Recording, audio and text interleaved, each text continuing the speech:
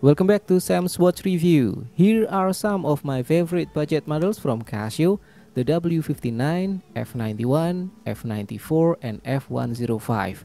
Each of these models has an 18mm lug width and uses pins instead of the usual spring bars. The downside is that if you lose the pin, replacements can be hard to find, and if you do, they might not be worth the price.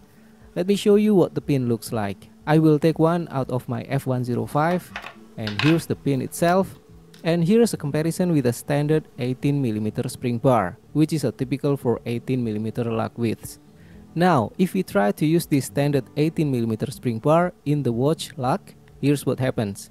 It just slides out. The lug holes are designed for pins, not spring bars. So unfortunately, standard 18mm spring bars are a no-go here. By the way, this is my F91W. I lost its pins a while back, so now it's using spring bars. Let me show you. So how is this possible? Well, I'm using a modified 20mm spring bar. But first, let's try a regular 20mm spring bar. Here's what it looks like. And here's the measurement, approximately 20mm from one end of the tube to the other end of the tip, but usually a little less. While it's sometimes possible to fit a 20mm spring bar, it's challenging. You'll need a bar that's slightly less than 20mm, and it must be oriented just right. To make installation easier, I cut the spring bar tips. Here's a comparison. The one I'm using for my F91W has about 1mm trimmed off each tip. I used cutting pliers for this, and let me show you how to make one. Technically, you could just cut one end, but I find it easier to install and remove if both ends are trimmed.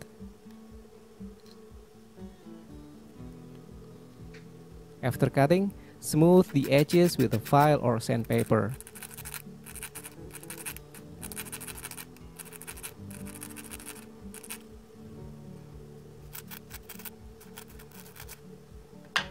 And here's the result. Let's test it without the resin band.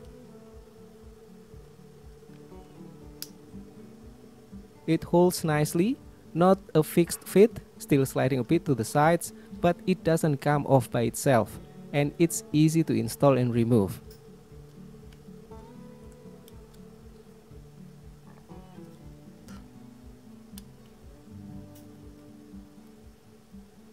Now I will install the resin band using the modified spring bar, and just a note, the spring bar is slightly thicker than the original pin, so it might be a bit difficult to fit inside the resin band.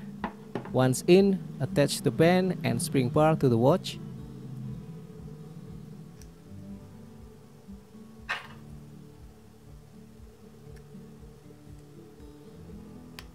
And you're set.